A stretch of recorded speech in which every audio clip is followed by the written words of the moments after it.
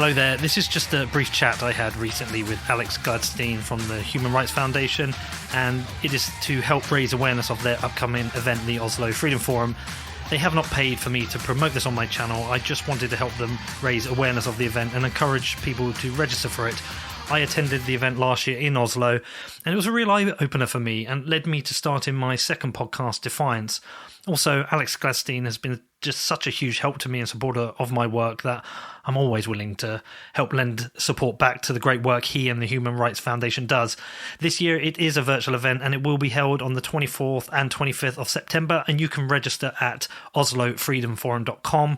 I will also be attending and I hope I'll see many of you there. Now I will hand over to Alex to tell us a little bit more about it. Alex, how are you? I'm wonderful, Peter. Thank you for your time, bringing me on to talk about what I think is the coolest conference in the world. Well, I went last year. I went to the one in Oslo. I was looking forward to going again this year. Obviously, it's going to be slightly different this year. Tell me, firstly, tell everyone about the Oslo Freedom Forum, and then tell me how it's going to be changing this year for an online format in this COVID world.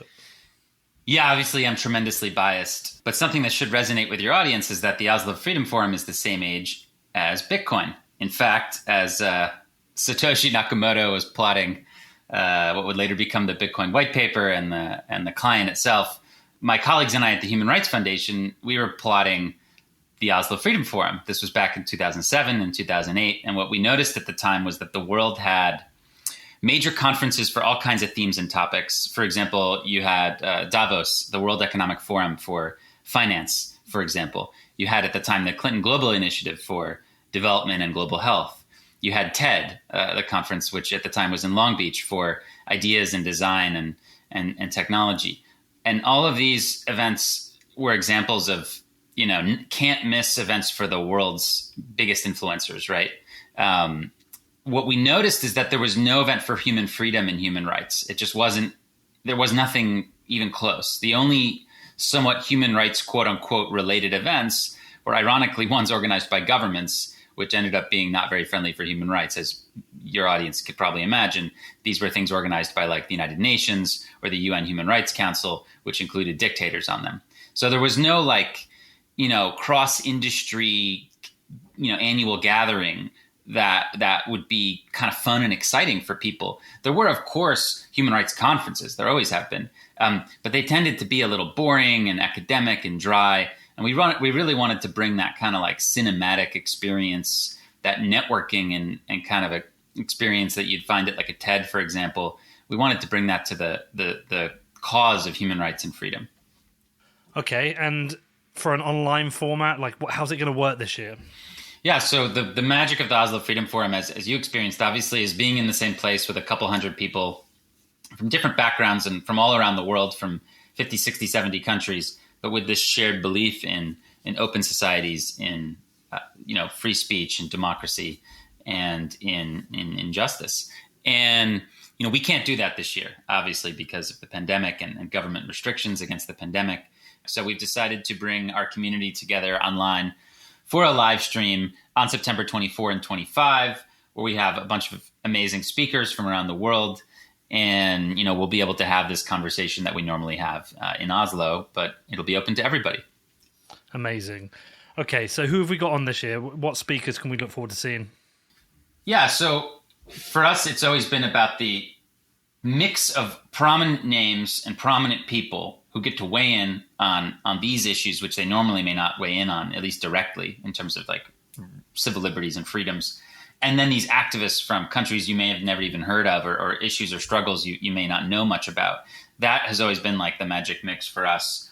So, for example, we have everyone from Nathan Law, who's a very prominent Hong Kong democracy activist who recently fled Hong Kong. So he was the first in this sort of wave of new Hong Kong exiles. This is a country that used to be home to a thriving democracy movement, and now all the most prominent leaders are having to flee, right? We have Gulchera Hoja, who's a Uyghur journalist. She used to actually work for the Chinese government. She used to work for a Uyghur language Chinese outlet, and she ended up escaping from that and now lives abroad and works for a Uyghur publication and sends radio and all kinds of programming, into Xinjiang to people who live behind the information barriers. We have speakers who've escaped from North Korea. We have speakers who were instrumental in creating democracy revolutions in places like Sudan. We have a Russian journalist who's going to bring us into the protests, which you don't hear much about, that are in the far east of Russia right now. There's huge democracy protests happening in Thailand right now, and the kind of key figure is actually a former very successful businessman, a billionaire. Thanatorn is his first name, and he was basically banned from running for office, as happens often in these countries. So he's going to be speaking to us. We're going to have a Cuban environmentalist and biologist named Ariel Ruiz, who I think is very interesting because a lot of people associate the Cuban government and, honestly, a lot of these self-proclaimed leftist governments with being friendly to the environment. But in reality, they sort of rape and pillage the environment, and they don't allow independent journalism. So, their misdeeds kind of go unspoken.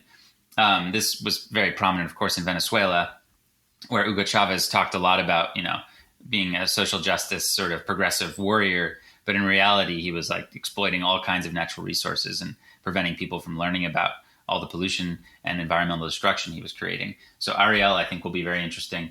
We've got Brian Fogel, who won the Oscar for Icarus, which was a brilliant documentary about the Russian doping scandal in the Olympics and how Putin kind of tried to cover that up. His next film is something that we at the Human Rights Foundation have been working with him on, called The Dissident, which comes out in October, about the murder of Jamal Khashoggi.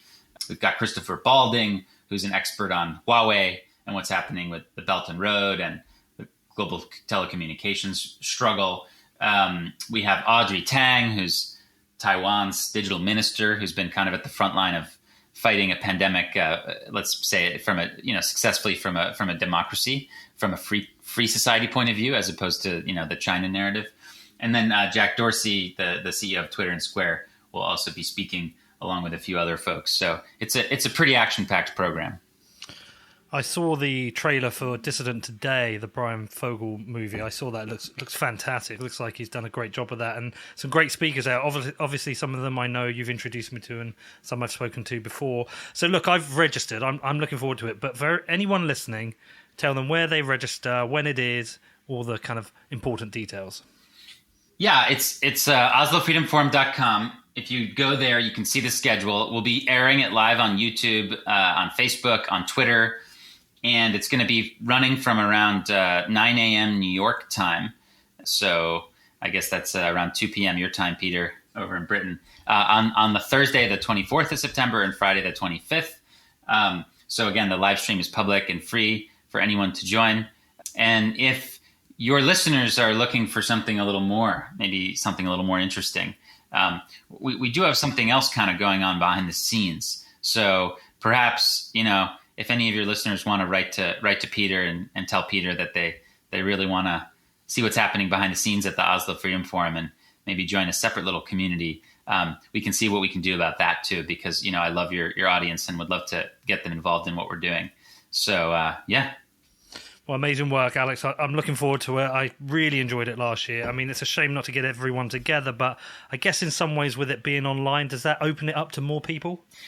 Yeah, I mean, traditionally we live stream the main stage content every year, and tens of thousands of people watch. So we have high expectations for this year. But obviously, this is the first time we're kind of all online. And here's something for just so your audience knows this. This is not going to be your average conference where there's internet issues and bad backgrounds and people's video cutting out. Everything has been pre-recorded.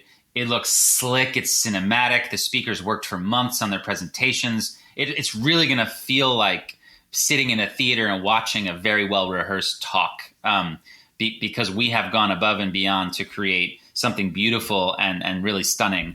And, we think you're going to love it. Brilliant. Well, listen, I'm looking forward to it. I hope a lot of people listen to this. Do go and register. Please do. It's an amazing event. They do so much good work to bring in really great people and cover really good topics. And Alex, look, you're a good friend. Thank you for all the support you've given to me in both my shows over the last couple of years. And I guess I'll see you very shortly. We'll see you there, Peter. Hope to see you all at the Oslo Freedom Forum. Thanks so much. Thank you, Alex. So just as a reminder, the virtual event will be held on the 24th and 25th of September, and you can register at oslofreedomforum.com. As I mentioned, I will be there, and I hope I will see as many of you there as possible. It's really going to be a great event, lots of great speakers. Yeah, so register at oslofreedomforum.com.